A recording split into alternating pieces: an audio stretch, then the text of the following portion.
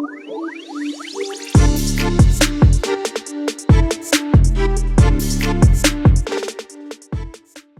everybody and welcome back to Sweet and Sour Soccer, and welcome back to the return of the Championship to the channel. We used to cover the Championship a lot a couple of seasons ago, but we're bringing it back this season because I really do think that the Championship looks really, really exciting. So I'm delighted to basically get back into it this year, in all honesty. And of course, it's the big one. I'm going to be predicting my EFL Championship predictions for the season. Guys, on the channel, we are going to also be bringing weekly EFL Championship predictions, or game week, I should say, EFL Championship predictions. Me and Tom, who's going to be a part of the channel for the EFL Championship predictions, are going to be going head to head every week. We're going to be keeping you up to date with how that competition's going on throughout the season as well. So if you haven't done so already, there's plenty of reasons to please subscribe to the channel. So if you do find yourself enjoying the video, why not subscribe? Now, this one is never an easy video to do because, one, it's enjoyable, but two, it's just so difficult to predict the Championship. Let's be honest, we don't have any massive idea. You could place certain teams into certain categories of where they might fall. Championship, and the reason why I love it, it's just always full of surprises. But guys, let's waste no more time. Let's jump into it. And we start off with, obviously, Birmingham, who have finally had their takeover. Look, one of the Midlands rivals for me, Birmingham, but it is actually quite sad to see, you know, what's happened to that ground. Obviously, some parts of it not being able to be used. And I'm sure the takeover will help that, but it's also what matters is going on the pitch. Now, in some regards, you could argue with the lack of investment, Birmingham done well to even sustain staying in the Championship, but I really do think we could now perhaps see them kick on. They've already made a couple of signings, of course, making Sanderson permanent. They've also got Robertson from Leeds and Ethan Laird, who was obviously at QPR last season. I don't think that's where Birmingham finished, though. I really don't. I think they might put on some really good challenge, and I think they will break the top half this season. I might go a bit hopeful, but look, if I was going to be biased one way or another, I'd be putting Birmingham further down in the table, but I'm actually going to go 10th. I just fancy them to do something in this transfer market now that the takeover's done, but maybe a little bit early to start pushing for those Championship playoff honours.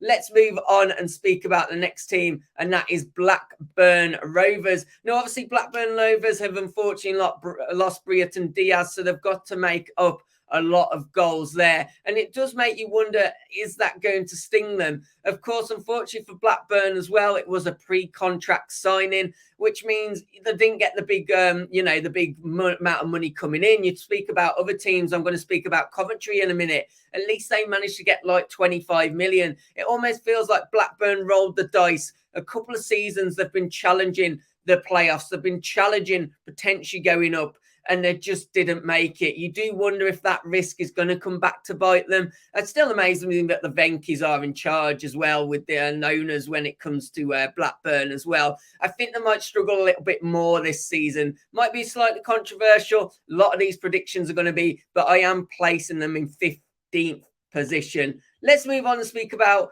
Bristol City next. Now, this is a team which has had a lot of transfer speculation going on because of their star boy, Alex Scott. It's actually the club I support. Wolves are one of the clubs that are actually linked to trying to get him. What's good for Bristol City, though, is that would bring in a massive 25 million. And if it doesn't, and he stays, well, this is a really talented a player who's going to go on to play in the top level at some point.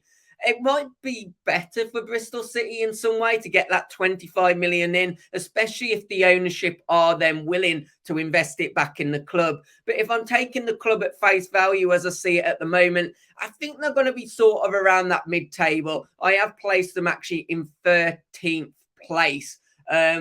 It's going to be interesting now because obviously, as you know, you get that huge influx of money, 25 million. If Bristol City can afford to spend that, you can do an awful lot to improve your team. Let's move on to speaking about Cardiff next. And a lot of talk with Cardiff, obviously, probably just outside of Cardiff, you know, more within the general fans, obviously has been about the return of Aaron Ramsey. It's going to be really interesting to see what Aaron Ramsey can offer to this team. You know, we know in his heyday how class he was, how much he had to offer. You do wonder, is he going to be able to manage a full 46-game championship season? And also, how much is he over the hill? Regardless of that, though, it will give Cardiff fans something to be a little bit buzzing about, something to get behind. But I really do want to see some more action in the transfer market if I'm going to put Cardiff as ones to really get away from that relegation battle. I do think they will stay up again this season.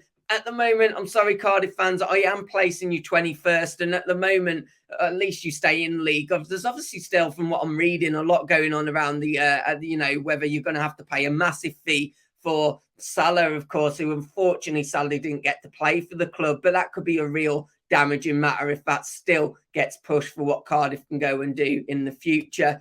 Let's speak about Coventry next. Obviously, gutting moment to obviously miss out on the Championship playoff final. You did really feel that Coventry were going into that with some confidence. And as a result, it's not surprising that a couple of the players are being eyed up. They are being poached a bit. You've obviously got Gyökeres that has been sniped. But I do like the look of what Coventry are doing with that money. Obviously, Sims, who, has come in from Everton, the young striker, has looked promising in the Championship before, as well as Collins coming in from Barnsley, another good, stable defender, especially in the Championship, and also Jay De Silva signing as well.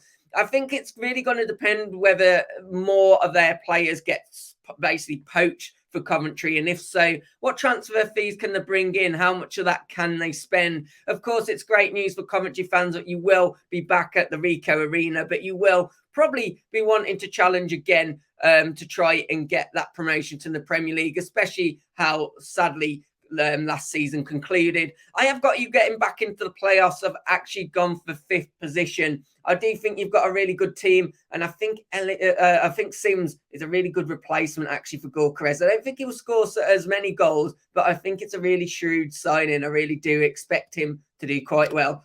Let's speak about Huddersfield now, and of course, Neil Warnock staying at the club for another season. I just worry for Neil Warnock. I wonder if it's one of them. You can either sometimes, they say you can die as a hero or go or live as a villain. I think they're saying something like that. I don't think I've fully got that right. But you know what I'm saying? I do just wonder for Warnock, the way that he galvanised that Huddersfield team to pretty much do the impossible. But it's easy to get behind a team for 10 games of the season and really rally them up. It's another matter to keep that momentum going throughout a season. I do have to say, I think Warnock could end up getting the boot at some stage. And I could see, sadly, for Huddersfield's fans, another disappointing season. It's a hard one because I don't think it's easy to predict who's going down. But sadly, at the moment, I've got Huddersfield in 23rd position.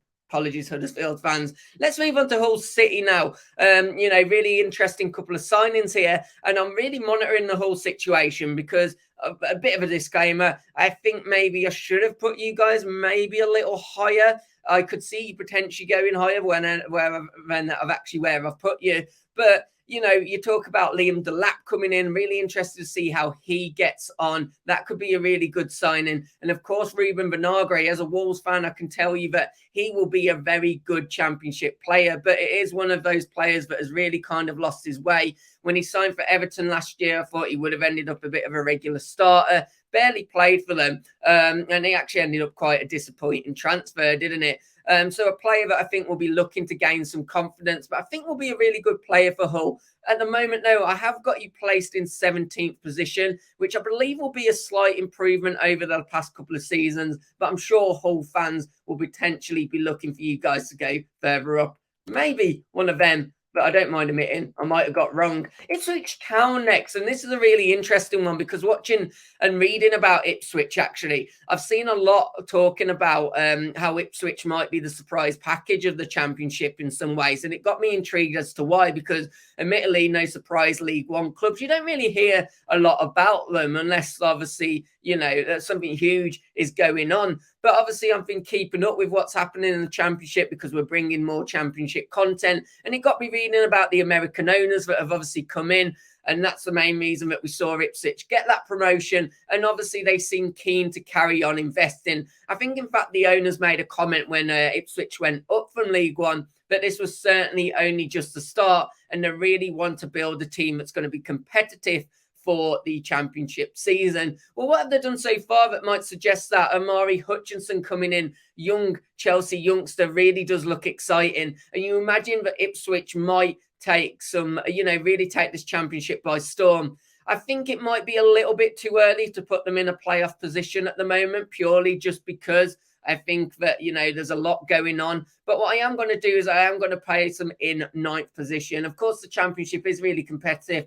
Likelihood is between 6th and 9th, there's probably only a few points. So I could be maybe sold on that if, an Ipswich fan really wanted to argue it. We come on to Leeds next. Now, Leeds are a team that have obviously, I was going to say made a lot of sales, but they haven't. I've been seeing a few Leeds fans quite disgruntled because what they've actually been doing is loaning out some of their bigger stars that they signed in the Premier League, and I suppose some of those that are on the wages. And some are arguing, why are we not doing what Leicester are doing? Why are we not, selling these assets and getting the money for them? Others are maybe understanding that it takes a huge wage off the bill. And it also means that, of course, I suppose essentially you're going to get some kind of loan fee as well that might be able to be invested in the club.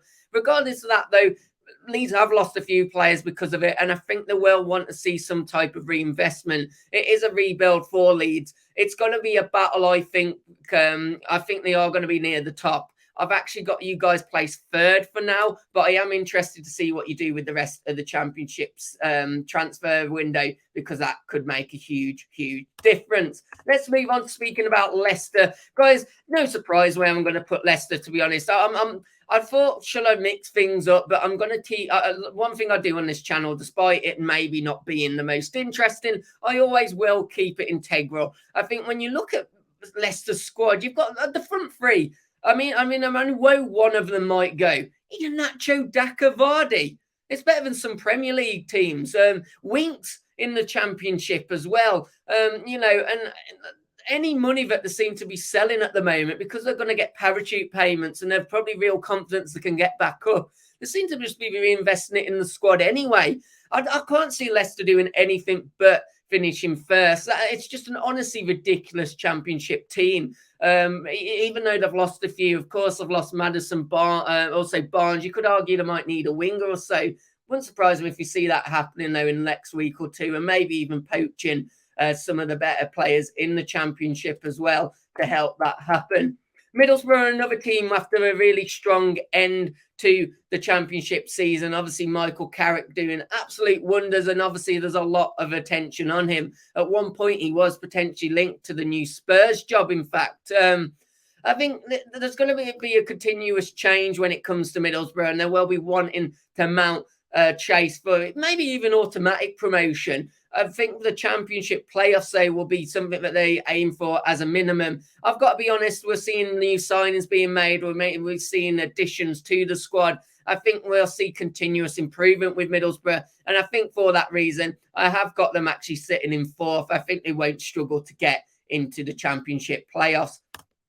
Let's move on to Millwall next, who obviously a bit of sad news, obviously, with what happened with Millwall. I believe, was it the owner or the chairman sadly passing away? I think it was the owner, which has obviously probably put a bit of a downer for Millwall fans, understandably, going on into this season. I've seen some people suggesting that Millwall might really struggle as a result of that so far. You could maybe argue that, maybe there hasn't been a whole influx of signings being made, but Millwall always have a good home form. So, I'm seeing people really putting them far down in the chat at the bottom half. Some people even arguing, could Millwall go down? I don't see it myself. I've got Millwall finishing 12th, which won't be quite as good as what we've seen in the last couple of seasons. But once again, there could be like 6 points between 6th and 12th come the end of the season. But I do think they'll still do okay. Still just in the top half. Yeah, 12th. top half just about. Hi everybody, just a quick one from me before we get back to the video. If you are enjoying the video, please do me a massive favour right now. Hit that like button. It does really help us out a lot. And if you haven't done so already, why not subscribe to the channel as well? We're going to be covering every game week of these EFL Championship predictions. So there's a lot more to come on the channel that might be suited to you. But let's for now get back to speaking about the season-long EFL Championship predictions. Let's move on to speaking about Norwich now. They've obviously capitalised in the transfer market by bringing in some good additions, especially for the Championship. Very experienced striker Ashley Barnes, who obviously comes in from Burnley. Shane Duffy as well, who previously played for Brighton, another really good signing, and Jack Stacey. I'm seeing some good additions for Norwich, and well, the question that will lie is that going to be enough to obviously get them back in to sort of the playoff region, or maybe even better? I don't really know what the expectation is of Norwich fans coming into this season, but I will imagine they'll want to mount some kind of challenge. I'm not going to dispute that Norwich will not make a challenge, but it is a tough one to always decide. And sadly, I might upset a few Norwich fans, but it is what it is. I have got you guys placed in 7th position, marginally missing out on the playoffs. But let's be real here, guys. If some Norwich fan wanted to argue with me that Norwich are definitely going to get in the playoffs, I probably wouldn't dispute you too much, to be honest. Just missing out probably means about a point or goal difference, doesn't it, really? That's the beauty of the league. Let's move on to speaking about Plymouth, obviously another team that is coming up from League One. And I was reading a little bit about the owners' comments. I'm always interested to see what the owners are kind of saying when these clubs do come up. What is their ambition? And the ambition seems to be that he wants to make this team a very competitive going into the Championship season and mounting enough to become a stable Championship team. The one thing I would say is that all sounds very good, but at the moment I'm looking to see more additions. Obviously, those comments coming from the owner, Simon Hallett. Yeah, Simon Hallett. But I'm wanting to see more additions if I'm going to buy into Plymouth safety. Sorry, Plymouth fans, got you just at the moment, just going down in 22nd position. Preston, obviously a team last season that defended very well. I think there was a long period of time where Preston just kept on getting 0-0 draws, wasn't there? Weren't really scoring much, but weren't conceding at all either, which is really obviously a very good thing in some ways, I guess, from a defensive point of view. If Preston want to push on this season, they are going to have to obviously rectify those lack of goals. They've brought in Calvin Ramsey on loan, which might help maybe towards that. I think Preston will be looking to get more busy in the transfer market. One of them that I've placed you guys in 18th position at the moment. Maybe feels a little harsh, that, to be honest, but it's really hard to place. One more, 2 more signings, I'm probably shoving you in the top half somewhere, to be honest. I must admit, I tried to look into it. I can't really see at the moment what Preston's kind of ambitions are. I don't really know how much you've got to spend, so I've just had to go off what you've got in the team at the moment. Look, I looked around, I couldn't really see much. QPR, a team that really struggled last season, and I think it might have surprised a few. Obviously, you had that great run with Michael Beale, wasn't it? Michael Beale, not so long ago. You were pushing towards the top, and since then, it's just been a real push downwards. Obviously, you are going to be looking to get back on top and start to build and start to maybe challenge the top half, really. Or just at least improve on what was a really awful season last season. In some ways, I have got you to marginally improve. I've gone for you in 19th position. I'm not really seeing enough at the moment to suggest that there's gone this major great rebuild. But who knows? 19th position is where I've gone. Let's move on to speak about Rotherham now, and I've probably gone a bit of an easy option here, guys. At the moment, Rotherham do seem the bookies' favourites to go down and finish bottom, and sadly, I have backed that. I think Rotherham did really well, obviously, last season to survive, but I think another relegation fight is pending, and sorry, at the moment, I've got you losing that battle. Let's move on and speak about Sheffield Wednesday, who are going to be I think the last team I'm talking about that have come up from League One, I believe I've covered all three now, have I? Yeah, I have. The third team that did come up through the Championship playoff, League One playoff final. I don't know with Sheffield Wednesday is the honest answer. You know, we've seen Darren Moore sacked. I was listening to the owner's interview that he gave on Talk Sport, which was a really interesting one. He kind of wanted to indicate, look, I'm getting a lot of flack here, but you need to hear both sides of the story. I'm being painted as the bad guy. Maybe I'm not the bad guy, and as much as it seems, just seems a really weird situation. I think Wednesday stay up, but at the moment I'm placing you in 20th position. I just don't really know. It's a bit of an awkward one, isn't it, really, what's happened with Darren Moore going. And obviously, I just don't really know what's going to happen with Sheffield Wednesday, if I'm being completely honest. Southampton now, then this is a team that I probably have a bit more idea about what's going to happen. Similar to Leicester, really. A really good team in terms of what they've got in the squad. You know, some of the players that they've still got, you know, obviously Ward-Prowse hasn't left yet, has he? Ward-Prowse still about. They've got that big guy. Is it Anachu, the 6'7" striker? Looked a bit clumsy in the Premier League, but I think will be a real asset in the Championship. No rumours at the moment that he's going to leave and will potentially stay. And I feel that this is going to be a very young squad. Obviously, we saw that plan last season, didn't really come into fruition, but maybe because of that, Southampton aren't going to lose too many of the stars. The question is going to be is how will they get on with the battle of the Championship, especially if they continue to have quite a young squad. I think they'll do fine. And I say unfortunately, I actually like Saints, but I mean, unfortunately for the competitiveness of the league, I think two of the three Premier League teams that go down will make up first and second. So I've gone Southampton to finish second. It really does show the potential gap, and these teams that are coming down. But I've got Leicester first, Southampton second, Leeds third. Let's move on to speak about Stoke next. Just checking I haven't skipped a team. And Stoke seem to be one of those teams that are always, the fans always seem up for the new season in terms of they really do expect them to do well. I remember when I last did my Championship predictions last season, I remember Stoke fans calling me a bit of a moron, saying that, look, in the nicest way, and maybe at the time it might have been justified, but saying like, come on now, we're definitely going to be in and around the playoffs. So I got a lot of stick from them when I was trying to have a discussion with them. But things seem a little bit more positive. Obviously, manager Alex Neil has really got a lot to prove. So far, it's not gone well for him, and he's got to rebuild his reputation as much as he's trying to rebuild the club. But at the moment, the signings that have been made, obviously two that are coming in from my club, Hoover that did really, really well with Stoke in the second half of the season, and Chiquinho, let me tell you, this guy is one hell of a player. Sadly, ACL injury last season, so he is not regular to game time. But honestly, whether you're a Stoke fan or not, real player to watch in the Championship. So exciting, so electric, so pacey. That could be a major, major coup for Stoke. They might just have to be a little bit careful because I think both those players have got recall clauses. But so far, the Stoke rebuild is going well. And I've placed them in 6th position. I don't remember if I've actually said where I've placed them. Sunderland now, obviously Sunderland did very well last season. And they're starting to make some, more signings still. You know, we've still got Joe Bellingham obviously signing. They've made signings from PSV.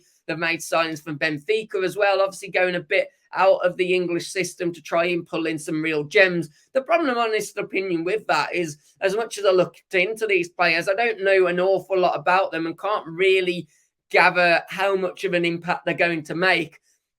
Of course, they did lose Diallo, and interestingly, Diallo was actually stretchered off, I think, for one of the pre-season friendlies, so he probably won't be heading back there any chance either. I've gone for Sunderland in 11th at the moment, but one of them, a team again, but if you were in and around the playoffs again, really wouldn't surprise me. I think you will make the top half.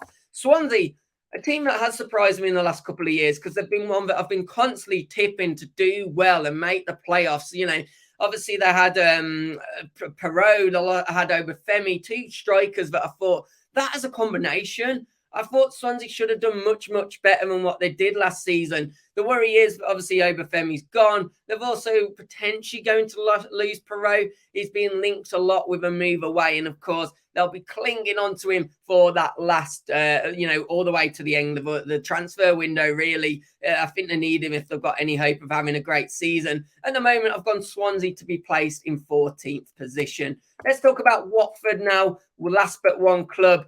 Pedro gone. I think João Pedro actually is going to be a huge miss. I think he looks absolutely brilliant from what I've seen of him in Brighton in pre-season. I saw some daft rumour that Watford had a transfer ban going on, but a lot of the articles I read were sort of from Nigeria and places like that. It does look like they might have to pay some kind of fine, but it's only a couple of million to lift the ban, and I don't think that's going to be a huge problem considering, was it 30 million you just got for João Pedro? There was just some kind of mix-up there with some payment needed paying to a Nigerian youth team. But I think we will see more signings from Watford. I think more signings are needed if Watford are going to get into the Championship playoffs. But at the moment, I've gone for a quite modest 8th position. We'll finish off with West Brom now, the local rivals. And there's been a lot of, for me anyway, as a Wolves fan, there's been a lot of talk really about ownership issues with West Brom. And, it might surprise you, but I actually think it's a real shame, Albion fans sort of wondering what's the future of the club is going to hold. And even as a Wolves fan, I wouldn't wish that on my worst enemy, quite literally. But I don't think any of us deserve to lose our football team. I think the owner issues are going to have a massive impact, though, for West Brom this season. And at the moment, I have got you guys placed in 16th position. But in all honesty, I genuinely do hope that this ownership issue gets sorted. And some of the rumours that I'm seeing that you might have to go under and all that. Look, every club needs a rival, and that includes us. And I honestly wouldn't wish it on West Brom. In some ways, I want you back in the Prem so we can actually play you and make up for the fact that we always lose to you when we play you. But that's another story. Guys, that is my Championship EFL predictions for the 23-24 season. Please help me out if you think I've done pretty well, because I'm sure there's going to be a lot of comments and a lot of comments also telling me where I went horribly, horribly wrong. It's not an easy league to predict. And guys, if you have enjoyed the video, please do me a favour, hit that like button and subscribe to the channel. And hopefully I'll catch you on our weekly Championship predictions. It's nearly back. They're going to be coming out next week. Look out for them. Take care. Goodbye.